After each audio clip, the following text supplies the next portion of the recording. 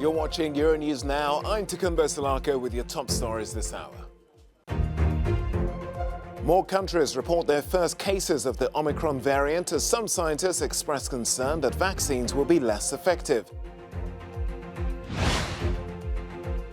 Vladimir Putin threatens to use hypersonic missiles against the West if NATO crosses Russia's red lines over Ukraine security. And on World AIDS Day, we'll be looking at how to improve awareness and prevention.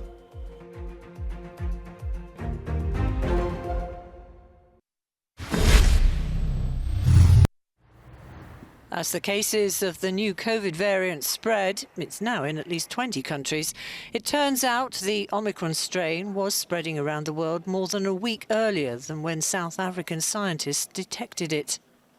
Since then, numerous governments have begun imposing travel bans on countries in southern Africa. Spain has become the latest, suspending flights from December the 2nd until the 15th. But the WHO says travel bans don't work and other measures should be employed. We need to use the measures that we know, and we need to use the measures that we know that work. The mask wearing whenever possible and advisable, as long as you're in a room with more than one person, ventilating a room if possible as often as possible, keeping the normal hand and body hygiene, especially hand and mouth hygiene in those circumstances. Many countries are focusing on upping their vaccination programmes to get booster jabs in as many arms as possible. The UK, for example, is launching what Prime Minister Boris Johnson has termed a jab army, setting an end of January deadline for all adults to have a third shot. Other nations, such as Austria, which is extending its nationwide lockdown to 20 days, are making vaccinations mandatory. In Greece, the over 60s will have to have a compulsory shot against the virus from January the 16th, or a fine will be added to tax bills. But the new variant has sparked worries that it could resist current vaccines, and that's not been helped by the boss of Moderna, casting doubt over their effectiveness.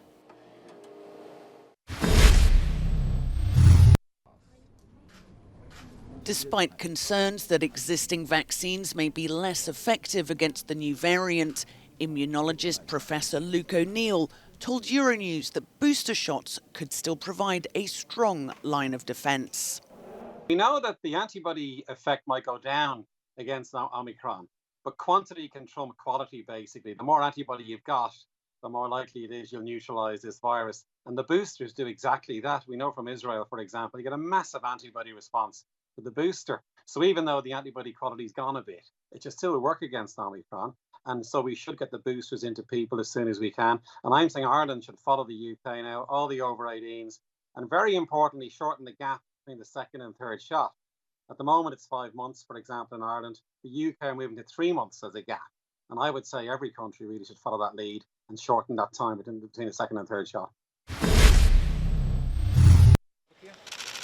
NATO foreign ministers are meeting in the Latvian capital Riga amid worries over a build-up of Russian troops on the border with Ukraine.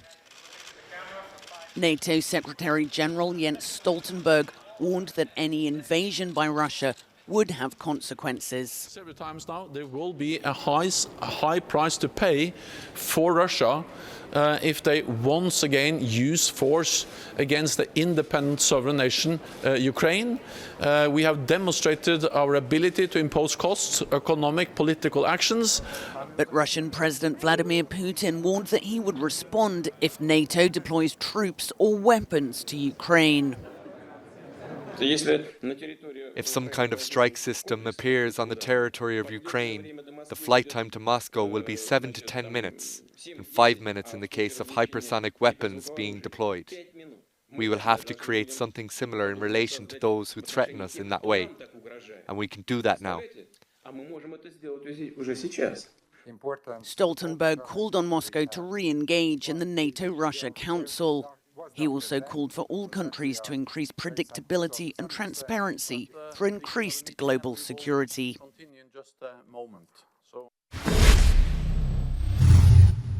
Russia's military buildup near Ukrainian borders probably is one of the main questions here at NATO Foreign Ministers Summit in Riga. US State Secretary Antony Blinken, as well as NATO Secretary General Jens Stoltenberg, said today that Russia will pay high price if any military action against Ukraine will take place. Poland, as well as Baltic countries, also wants to talk about migrant crisis created by Belarus. They say that these two events happening at the same time, and it's not a coincidence.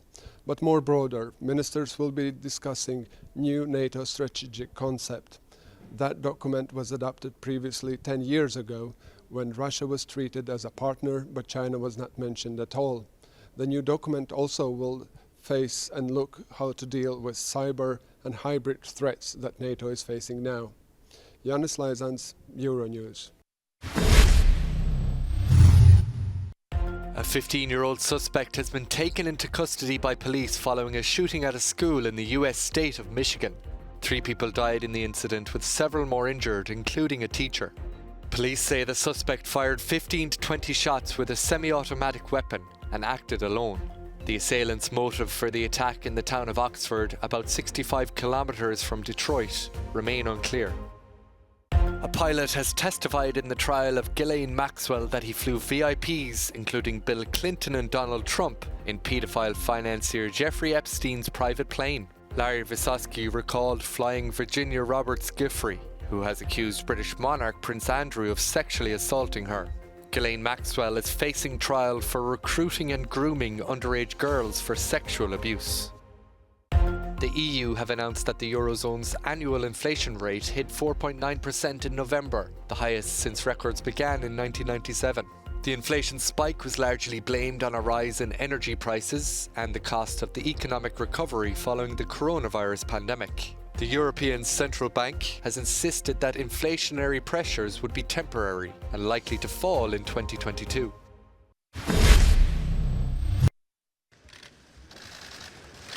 The French Supreme Court will announce today whether or not former President Nicolas Sarkozy will have to stand trial on corruption charges related to his 2007 presidential campaign. Our international correspondent, Annalise Borges, has more from Paris. Nicolas Sarkozy and several of his close advisors are accused of having accepted money from former Libyan dictator Muammar Gaddafi. An investigation was opened back in 2013, and since then Sarkozy was indicted several times. There are 7 different cases against him, and earlier this year, back in September, he was found guilty and sentenced to 1 year in prison. That followed another conviction 6 months earlier when he was found guilty of corruption and influence peddling. Throughout the last few years, Nicolas Sarkozy has repeatedly denied any wrongdoing and says he is the victim of a vast left-wing plot to destroy him. The man who led France from 2007 to 2012 has retained relevance among conservatives here in this country and was reportedly involved in the camp's choosing of a presidential candidate for the race next year. Annalise Borges in Paris for Euronews.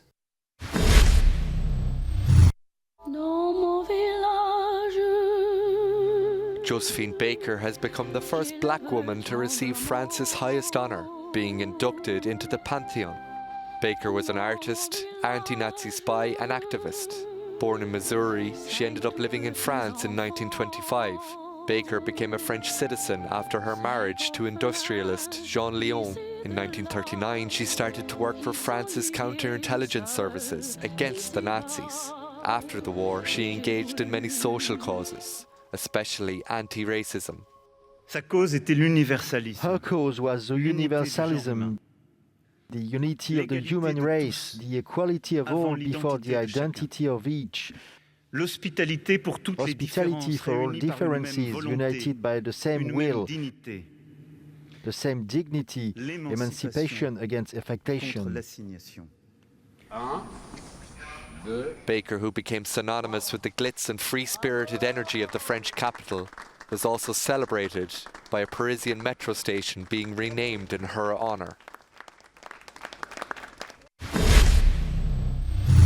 What to do about keeping tourism safe and sustainable? That's the focus of a UN meeting of travel organisations in Madrid we'll be visiting after this break. December the 1st marks World AIDS Day, the first ever global health day. But this year, people living with HIV say the COVID-19 pandemic has diverted crucial resources from the fight against AIDS. And now they say they're being left behind. Thomas Blade has more. With December 1st marking World AIDS Day, many HIV charities are questioning the resource drain COVID-19 is having on global health systems. In the Democratic Republic of the Congo, those living with HIV and AIDS complain of being deprived of their access to care. Jean-Louis and his wife Odette are both HIV positive.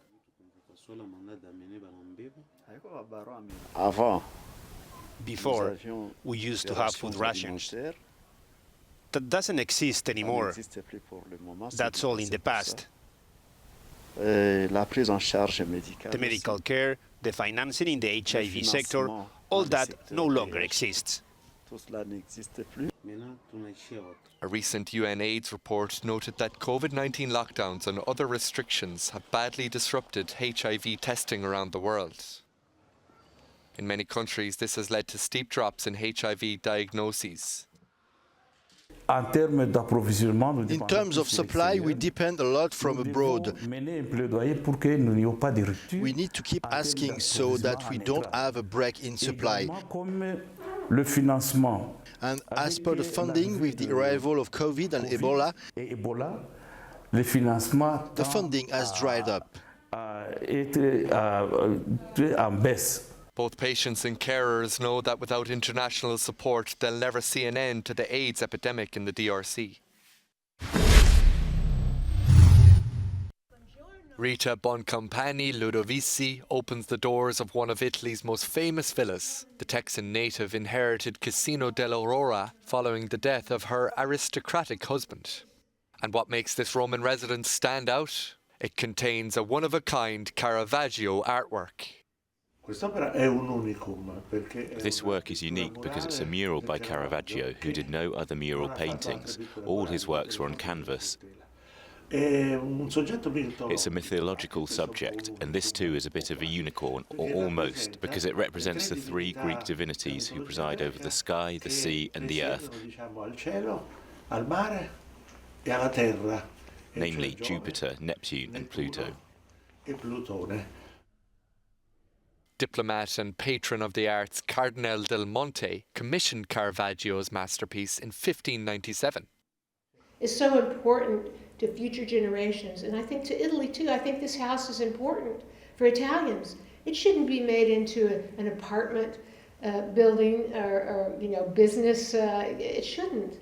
Now the villa is set to have a new owner, with the house up for auction next year. The 2,800 square metre estate, with lush gardens and of course its hidden masterpiece, is worth €471 million. It's lunchtime in Bangkok, and in this branch of a Thai restaurant chain, the latest specialty on the menu is being prepared. However, the main ingredient for this pizza is not tomatoes, cheese or olives, but cannabis. Thailand recently relaxed its strict narcotics laws, becoming the first country in Southeast Asia to remove certain parts and extracts of cannabis from its controlled drugs list. But the question is, can people get high from eating the pizza? Of course, they cannot get high. It's just a marketing campaign, and you can taste the cannabis taste, and then if you have it enough, you maybe get a bit sleepy. Since February, the controlled use of the plant in food and beverages has been allowed.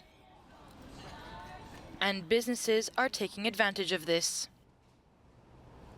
People, get excited because it's new. They never seen this kind of thing before, okay? But in the next few years, I would rather say, using cannabis is a trend. But nobody knows, how long it will last. Cannabis is infused within the ingredients of the pizza, but there are strict rules over who can and cannot buy it. Companies are not allowed to sell the product to anyone under the age of 12. For approximately €13, tourists and locals can taste the crazy happy pizza throughout Thailand.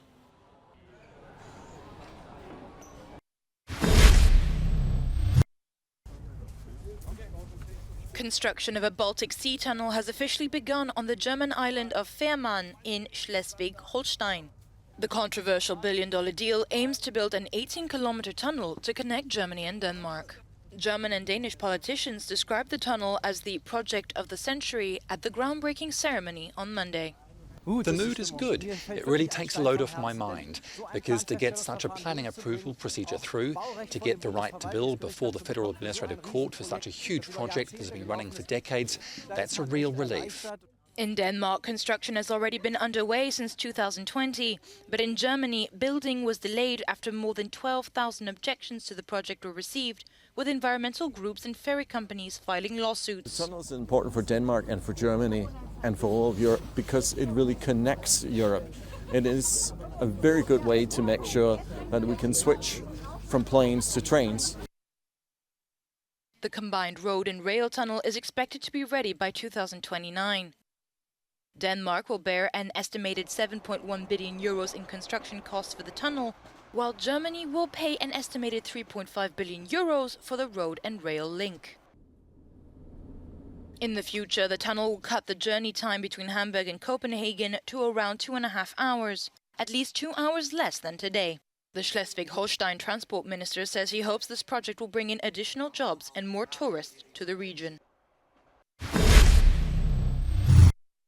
The new COVID-19 wave is not good news for the tourism sector.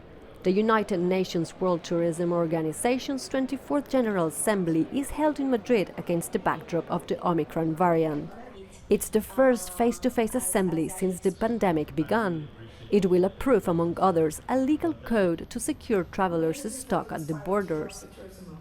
What the code allows is to give guarantees to all these people who face the generalized closure of borders and who may find themselves stranded in a different country, to give them guarantees with regard to what basic assistance they will receive, what type of assistance, under what conditions, who's responsible for providing basic assistance, is it the government, the companies, and how they coordinate with each other to guarantee that these tourists don't find themselves in a precarious situation.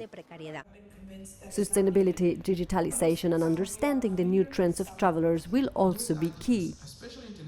It's going to be very interesting for us to discuss also here at the General Assembly what are the new tendencies for the guests, for the travelers. What do they want to do after the pandemic? They want to go towards slower tourism. This is what we see. They want to explore nature. They want to avoid massive crowds. So the investors and we, the state, we have to take into account these new tendencies, these new, let's say, preferences, and make competent policies for this. Countries keep rethinking how to ensure a tourism that preserves biodiversity based on economic and social development. Sustainability will be the main topic on the table in Madrid. Sustainability, solidarity, inclusion, not only social but also economic, cultural and environmental. The pandemic shows us the profound footprint of tourism and the incredibly broad value chain. It's reinforced the message that we have always promoted. The UNWTO assures that border closures and the cancellation of flights from Africa, which could derail expectations of tourism recovery for next year, are not the solution. Joint measures must be taken in solidarity, they say, to deal with the new variants. Christina Hiner, Euronews, Madrid. That's it from me and the entire team here on Euronews. Don't forget, though, you can stay up to date with our top stories by checking out our website, euronews.com.